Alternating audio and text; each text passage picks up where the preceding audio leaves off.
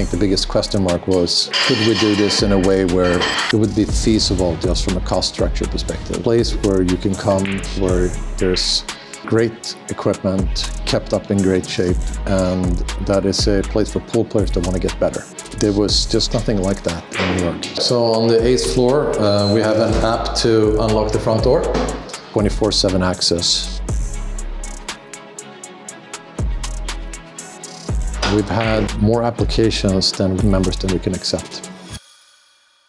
This episode is brought to you by Integrity Cues, BSN's trusted source of premium pool cues and accessories. Shop the entire inventory online now at integritycues.com. Welcome to Talkin English, a new and exciting podcast under the Billiard Sports Network. My name is Del Sim. I'm going to be interviewing Paul Roaradi, the Vice President of the NYCC, the New York Q Club. As you can see, we're right in the heart of the pool hall today. Paul, thanks for joining us. My pleasure. So welcome to Talkin English. Got a set load of questions here. So I guess the first one that I really want to know is, how did the concept come about? So this was a few of the investors in the club that are all avid pool players in the New York pool scene that were missing this type of concepts for players, and a place where you can come, where there's great equipment, kept up in great shape, and that is a place for pool players that want to get better, and where you can do so even if you're not making tons of money in an affordable way. All right, so talk me through the experience. You're coming off the elevator here, Paul. Yep, so on the 8th floor, we have an app to unlock the front door.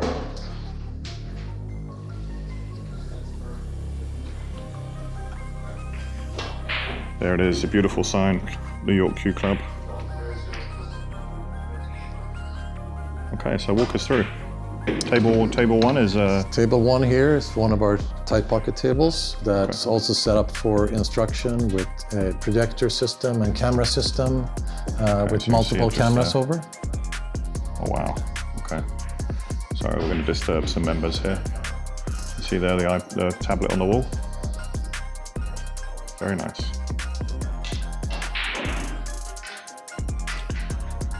Table 2, table 3. All right, if you want to lead on. Yeah, and most of the tables are set up with 4.5-inch pockets, and then we have a few that are set up with 4 1/4 or 4 1/8, so for the more challenging. But overall, all the tables are the same Gabriel tables and the same Predator lights. And what you see here is a pretty typical afternoon with some people playing big games as well as just practicing. Very nice. There was just nothing like that in New York. So that was the starting point, and then trying to, with the idea of creating some, and it's also based on there being a number of these type of clubs in Europe where I'm from originally. So you've done some research into it. There's other clubs available like this? There are, and there's one club actually. There's a few in the U.S. as well. There's one in Virginia, and that we looked at. But mainly, I think the concept was based on sort of the model you see more in Europe. Would you say, being in the heart of New York City, that this would be one of the toughest locations to add a members club? I think so, and obviously the rent here is the commercial real estate market luckily has gotten a little bit softer in the last years, but the rent is the big cost, and what we weren't sure about, and I think the biggest question mark was, could we do this in a way where it would be feasible just from a cost structure perspective, so to get people to be able to afford it. So in terms of affordability, how many members do you have now, and at what rate are they buying in at, if you're able to share? Yeah, I think I would have to look at the exact numbers, but I think we're in the range of maybe 140 members around there, give and take. And the membership is $295 a month, and it gives us a little bit over break even at this point, and which really was the goal of the club. I think none of the people that are part of this and that went in with the original investment did it really to create a retirement plan or or make a lot of money. It's really driven by doing something for the New York pool scene, and we've proven that we're sustainable and that we're able to run the club and in the right way, with the member fees only. What's your name? I'm Ty. Hey Ty, what's your Fargo? 608. And what are you shooting with? I'm shooting with a Z3 shaft and just a BK2 butt. I noticed you were interchanging it. Do you have the brake shaft for that as well? I do, right here. Because we're about to play... What's up? Oh. That's a nice combo. Yeah. We're about to play at the Just Tour event, which doesn't allow jump cues, so I figured I'd just use this setup. So, what's your favorite thing about the club? Definitely the level of competition. Level of competition. I don't know of another place in the world that has like this many people that are this good. Yeah. Fantastic room. Thank you, Ty. Romeo, old face, blast from the past. How you doing, guys? What's your favorite thing about the club? My favorite thing about the club? Everything. Everything? Everything. The Love tables, everything here? the balls, everything is so super clean. The lockers is so nice. Beautiful. The kitchen, oh my God. This is... What are you shooting with? I have a Mez. Oh, Mez? Yeah. Very nice. Let me see that. Both of them. The brake. Oh, you have the Mez brake. Yeah, so you brake like to and combo it up. the regular cue, yeah. What's the APA, BCA, Fargo rate? They have them as an 8. Oh, okay. Yeah. And where do you shoot league normally? We're shooting at Amsterdam, but now this is my place. This is your place? Yeah. Sole place, all This is right. my home. Thanks for sharing, man. Hope to see you around. Anytime. Hey, Ryan. How are you? Good. What's your Fargo, mate? 640. 640. That's interesting. I like that everyone knows their Fargo here. What are you shooting with? This is a Mez. Mez? Mez Q, yeah. Beautiful. 700, yeah. What's your favorite thing about the club? Probably everyone's respect and joy for the game. Oh, very good. It's pretty good. All right, man. Hope to see you on course. Yeah, man. This guy, Ben Young. How's it going? How you doing, buddy? Good. How are you? What's your favorite thing about NYCC? I mean, it's you can get a table whenever you want. Premium quality, you know. Premium quality. What are you shooting with now?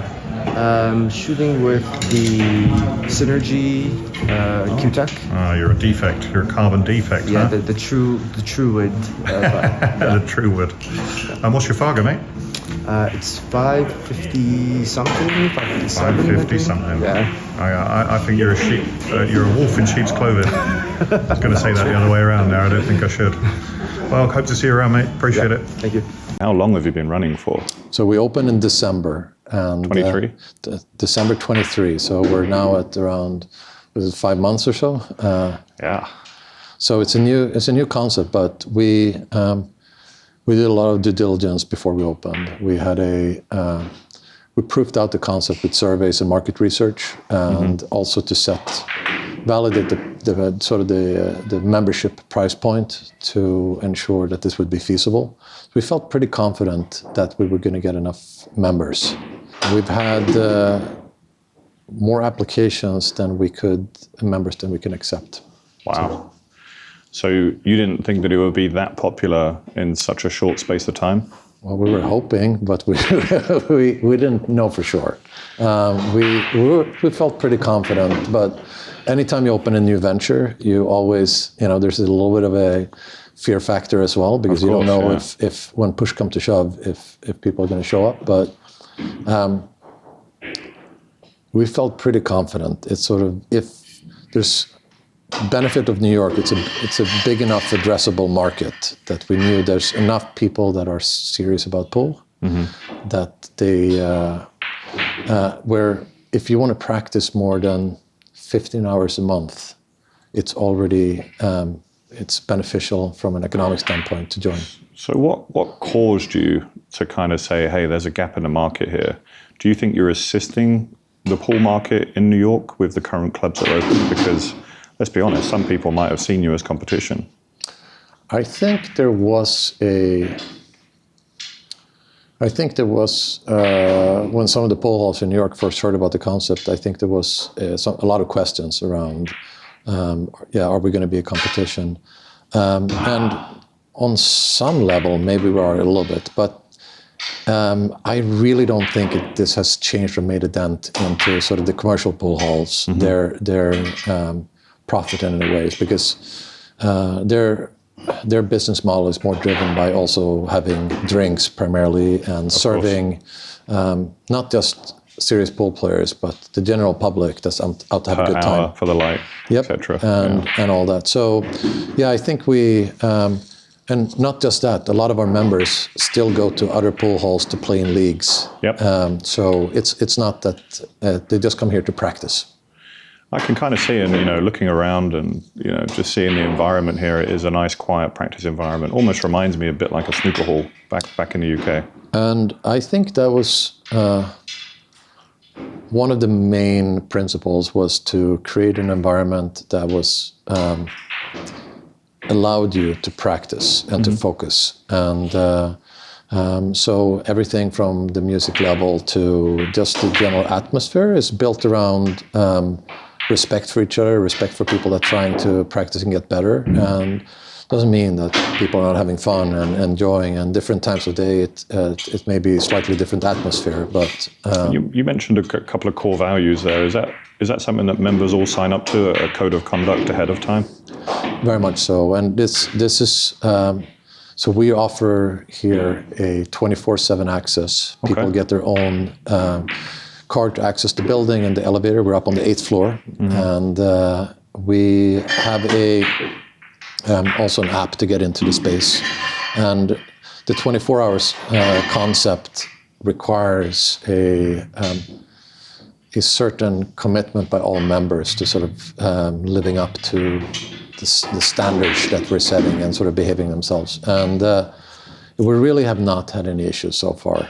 And are you seeing a peak with those 140 members? Are they all trying to play at the same time, or are they spreading themselves out? That's the interesting thing. So in addition to are enough people going to sign up, the biggest question we had is how many members can we have before we're maxed out? And at this point, we sort of filled up the club to more or less to the point where we're not accepting new members, and we have quite a long wait list at this point. Okay. And the idea is you should be able to get a table when you want to play more or less. We have a few. The peak hours are different than we thought they were going to be. I see. So you're kind of thinking of this now, and let's say you're 5 months along in the project. Yep. Are you already looking at expansion? A potential? I think we want to run this for at least a year before we looking at that. And it's because we're not doing this for money. We're making sure that if there's a demand of the right type of people that's seeking membership for the right reason, and we can expand, I don't think we would be opposed to that. But it's not our primary goal right now is to keep on fine-tuning the experience and of people here in the club, making this club as good as can be from all different ways, and learning sort of the small kinks along the way. Yeah. And then after that, we'll see. I think that's a fantastic thing. I love the concept. I'm one of those. If let's say I am on the wait list, how do I get? Is it just purely based on first come, first serve, or that's the primary thing. We're screening all members, and the screening it's not about who likes who, but more the making sure that that we're getting members that are that's going to have the right behavior and respectful of this. So no gambling here. People are allowed to gamble if they want, and so there's no rules against gambling. It's and you can bring guests into the club. I don't think we're aspiring to be the one place for the most gambling. It's sort of not the main goal here. Is more for practice. Yeah, and I think with the the table equipment, which I'll come on to a little bit later. Do you think that this might move to other cities? You think other cities would be interested in a concept like this? Maybe, and we have actually seen there are other people that are trying to open up similar ventures, and it's tricky because we're doing this not to make money, and most Will that ever change? That I don't think so for us, but maybe, you know. Okay. And if we would expand to it, that would also take a little bit of the control away, and I think they would have to potentially for that. And if we're doing it in cities that are where the rent is cheaper, we may be able to do it in a model where it would make sense. But then normally table time is cheaper than as well in other cities. So. I agree. Well, I think everything here in the club has been done very tastefully. So with that kind of, you know, a couple of design questions, who was most influential on your team in picking the equipment? You know, if you can tell us a little bit more about what lights, what table, what ball setups you have. Sure. So the tables we have, all tables are Gabriel's tables, and which you barely see in the US. They are mainly known for their 3-cushion or for their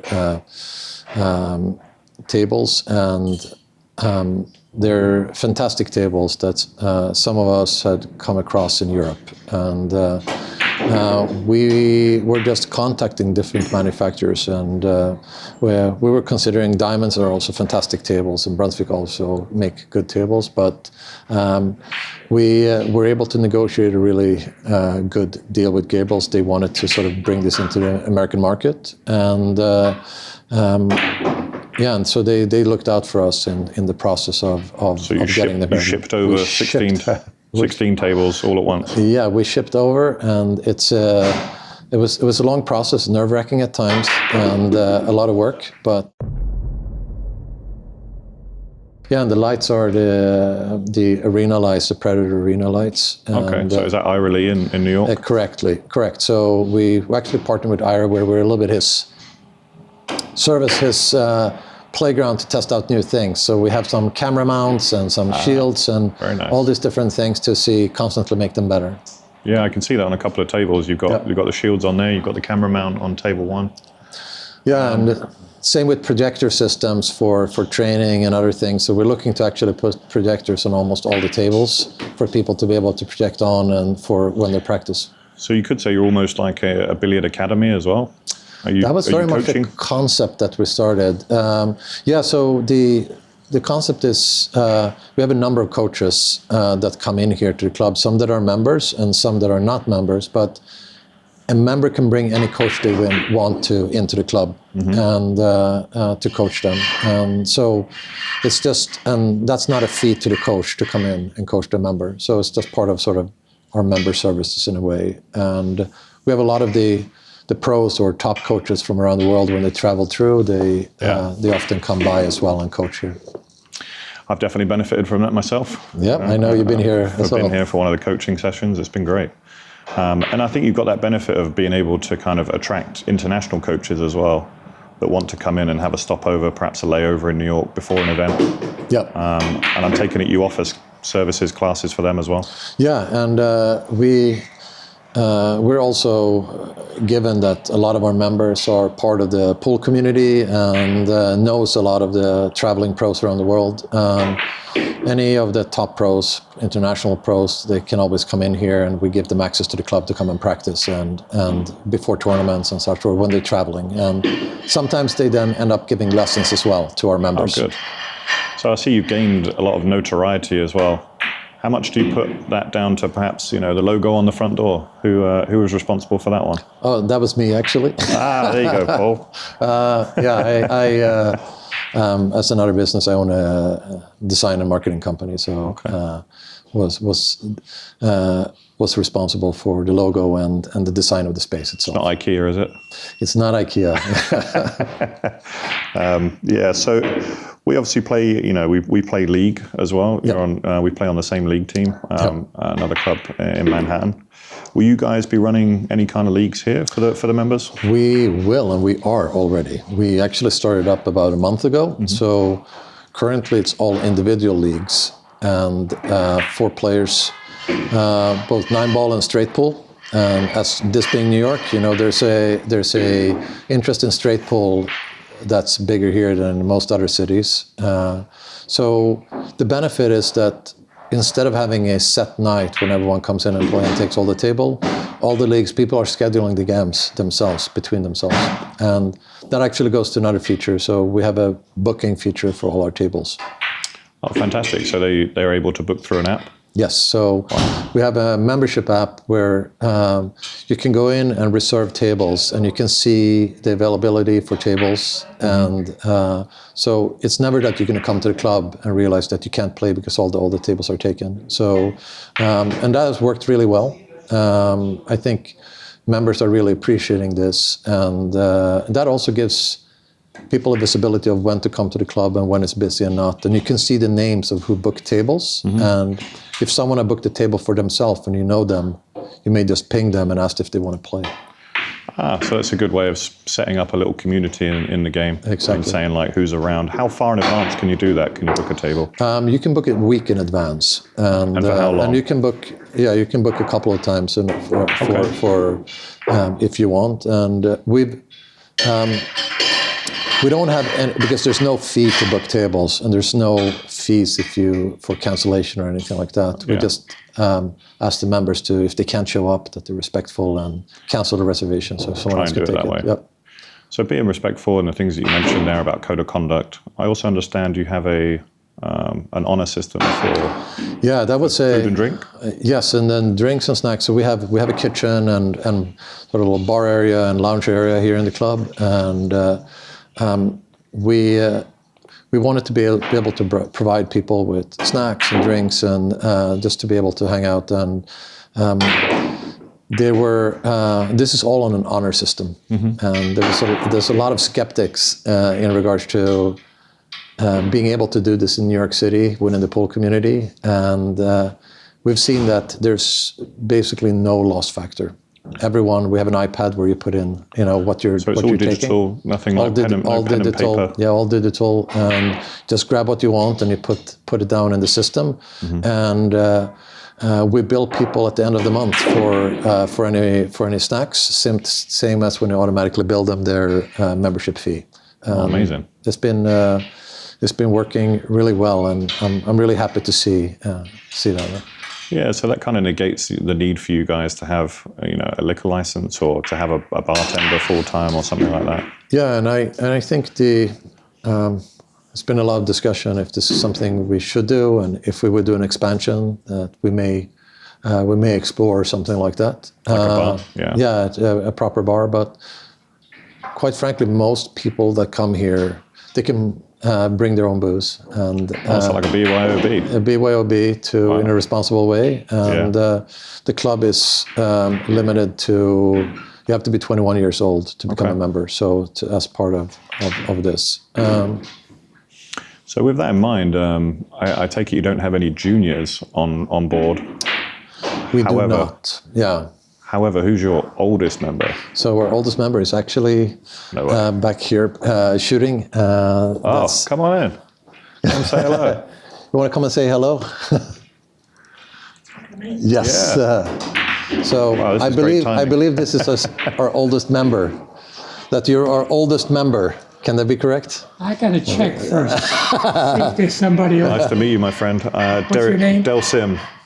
Del Sim. Pleasure. I've seen you on television. You've seen me on YouTube? Yeah, you're a hell of a player. Thank you, my friend. I understand you're our oldest member. I'm the oldest member any place I go. Wow. And how old are you, sir, if you don't mind me asking? I'm 98.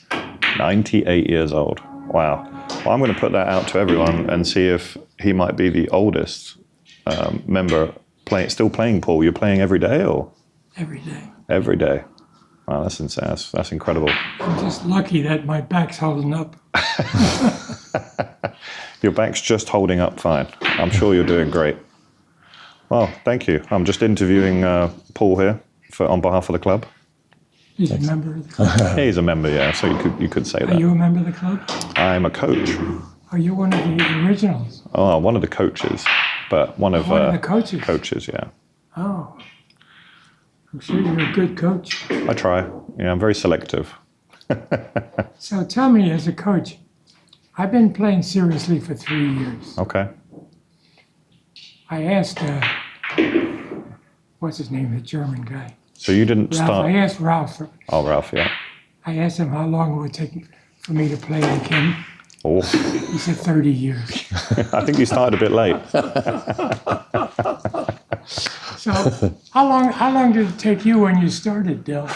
I have been playing for roughly, well, American pool about 12 years, but billiards altogether probably about 30 years. 30. Yeah. And I would say at the 20-year mark is probably when I started going further. And in the last 10 years, you still learn. You still learn as you go. It's very depressing. You're telling me it takes 20 years to get to the point where you can get to be really good? At the professional level, I would say yes. But even then, I still regard myself as an amateur. So I don't think, unless you're doing it full time, you're not a professional. You can be very good and just play every day. You have other, But maybe we'll play some. you have other interests? I work, yes. Pool is my only hobby, put it You that know, way. when I worked, I played weekend golf. Okay. And, never got very good because what can you do on a weekend?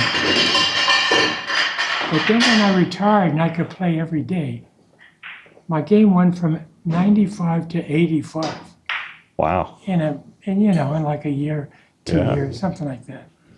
I think you can get very good very quickly. So in 3 or 4 years, you can get a lot better, but it's consistent. It's being consistent over a number of years. I think that's the key. So a beginner, you say a beginner could be decent in 3 years? I do. Or 4 years, or for how many years? Well, how many years you got left? We go Me, I got like 20 maybe. another 20. Paul, Looking forward. Pleasure. Paul? Yes. Nice to meet you. Nice meeting you. Take care, my friend. Well, good luck to you. Always. And to you. Where do you work? Over at Google. Huh? Google. You're a Google. Google. Yeah. You can fix my phone when it goes. Oh yeah, I'll fix whatever you want. That's fine. And your stroke. Take care. Well, that was a lovely intersection, and believe me, that wasn't planned. So that was actually worked out very well. Where do we get to, Paul? I think talking about members So and member. tell me if, okay, well, I guess that brings up a good point. Who's your current house pro? So we don't have an official house pro here. Oh, no official. So we have a number of good players that come in and play, and it's a we have some of the pros in New York that come in and play, such as Mika and Thorsten and others. Sure. But we don't have sort of an assigned pro to the club. That's good. So obviously, they offer coaching as well. Yep. They do. Is there any plans to have an official house pro? Maybe it's not something that we've talked about. So it's more we have all these pros from the area and also from outside that comes and teaching, which I think is the main thing that a lot of our members value. And we have a number of really great members that are really high-level players as well. So of those members, who do you think that people might not have heard of that perhaps could be a threat in the next couple of years, or is taking it to, let's say, the matchroom level? That's a good question. I don't know. One of the players that's here playing in the background is Chris Neumeyer. That's been from Germany. That's been coming over and has been doing pretty well on the Just Tour here in the Northeast. I believe he won the Just Tour as well, correct? I believe so. Yeah. And that's trying to holding down a regular job also. It's doing really well. It's tough in New York. I'll give you that. Having to work full time and trying to stretch in that hobby, where you see these guys working 8 to 10 hours a day. Mm-hmm. You've got the professionals playing pool 8 to 10 hours a day. It's very, very hard to compete with that. But I think he had a nice little smile because he can hear us from here. But that's good to know. Any sort of plans, I guess, on the junior front to maybe be a junior academy of sorts for players to come through and hone their skills? We talked about that quite a bit. And right now, juniors are it's a little bit of an insurance and liability issue that we're trying to figure out on the premises, because we don't have a general manager here staffed full time. Right. So our general manager is part-time and here part of the time, but there's it's something we do want to set up because we want to help the pool scene from that perspective as well. If we do an expansion of the club, it most likely would also include that as part of it.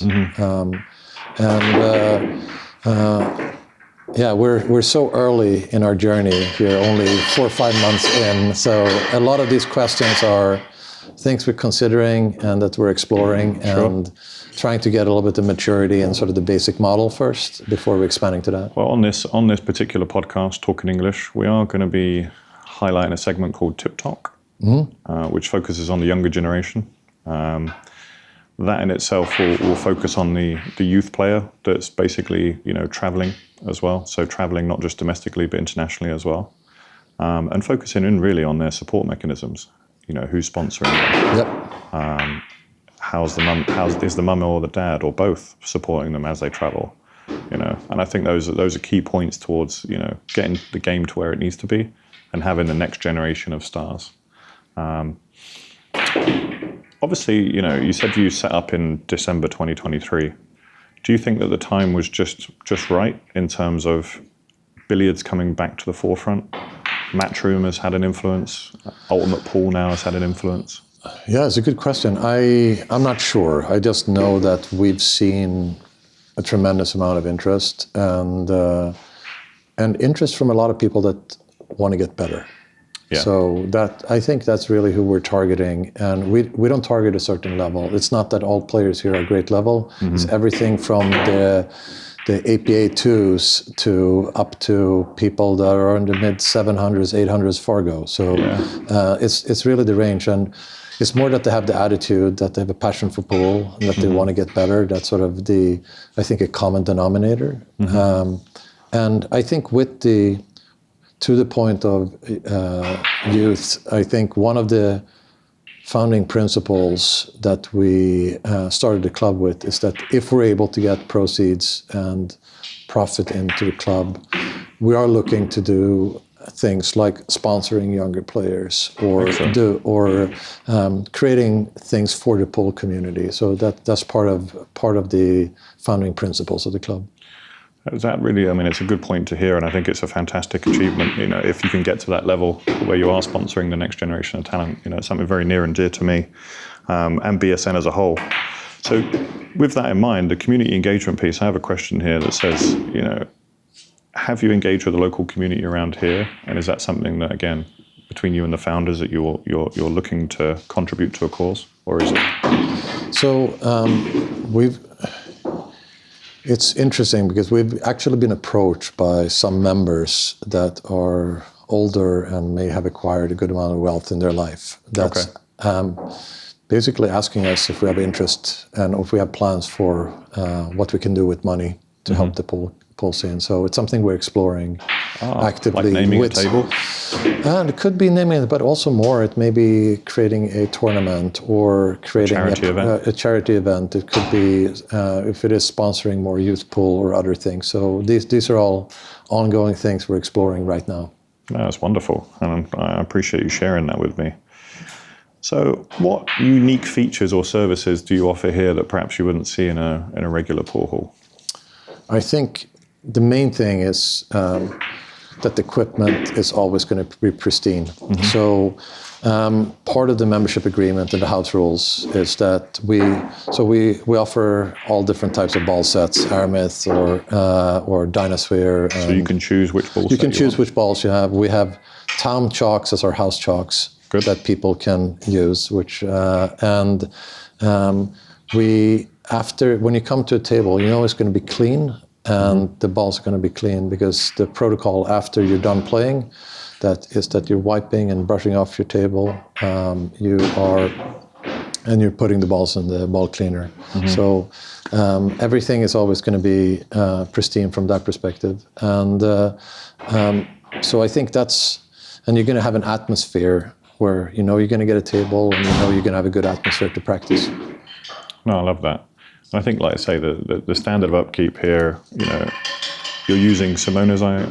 Yeah, it's a Simona's 860 on all the tables, and that's the most important thing, is that if we see anything that could be done better, we always will do it. I like this one personally. So in your role as president, is there any kind of funny stories or anecdotes you can share from along the way? So I'm actually vice president of the club. So I think one of the more interesting ones was actually getting these tables, because these Gabriel tables, they weigh 2,700 pounds. Oh man. And the base itself, stone base, is about 850 pounds, and they're massive. And getting them up here to a freight elevator that didn't really fit the tables, and how they were palleted and stacked when they arrived, exceeded the weight limit of the freight elevator. Each time? We had to rent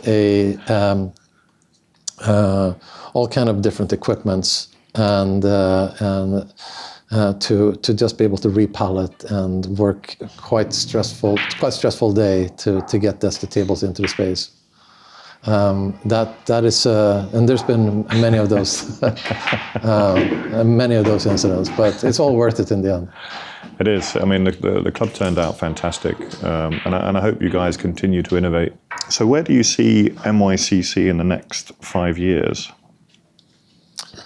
I think we're going to be in the same space, and I think we're going to be the best club we strive to be in the nation, in terms of an overall playing experience. So this is a long-term plan for you. It's not going to be a short, quick and dip. It's a 10-year plus plan. It is, and I think in 5 years, I think we would be an integrated part of the pool community, where we can really found our niche and being able to support New York City pool, potentially with an expansion of tables if there's a demand. Oh, perfect. And I notice you've got a tablet at every table for scoring. Have you really embraced the use of technology through the app, through everything else that you're doing? Yeah, I think that's why not? Yeah. We're living in a day-to-day, and as you can see also from the design of the space, we're not trying to replicate a look from the 1920s or anything of that nature. It's more about I think pool can be a modern sport, and that's embracing modern technology for a good experience, and to assist players as well. So you would say in more of a post-pandemic operating environment that this is cleaner and safer for its guests? I think that as well, and I think that also goes to just the cleaning protocols we have, and just everyone wipes off the tables and clean everything, and just trying to maintain a good clean space overall. So coming on to sort of a final concluding question, if someone else was trying to do this, what advice would you be able to give them and say, or what was the hardest challenge getting this to how it looks now? I think it's we had the benefit of being a number of investors together that all had connections in the pool community, which helped us spread the word and share some of the burden of starting this. So I think also reducing some of the personal stress. I think it's just doing your research, ensuring that there is the interest and market in your community, and doing it right. I think the reason why we're successful is all our pet peeves from any pool hall or pool club we've been, in terms of tables being too tight, sticking the cue in the pillar or the wall, on that one table. We wanted to eliminate all of those small things, or not clean balls, or any issues there were, creating an environment that would and I think that makes us unique in itself. I think it's a fantastic answer. BSN really appreciates you taking the time to sit down with us. Where should viewers go to find out more about this club? And of course, any links on that will be in the description after the show. Sure. Our website is nyqclub.com, and you can find all the information there. And anyone is interested, they can contact us to come and see the space and get a tour and apply for membership if they want. Fantastic, Paul. Well, I appreciate your time. Thank you so much. My pleasure. Subscribe now so you can tune in next week where we interview Isaac Wooten, the founder and creator of Digital Pool. Prize pools that they're putting out there, they're attracting a lot more players, and really I think if we can get to a point where there's a viable path for anyone to become a pro and make a real living at it, then it's just going to explode. Congratulations on making it to the end of episode 1 of Talking English, the hit new show from the Billiard Sports Network. To support our efforts, please use our sponsors or consider becoming a channel member, where you will receive behind-the-scenes access and extended cuts to everything we produce. We'll see you in the next episode.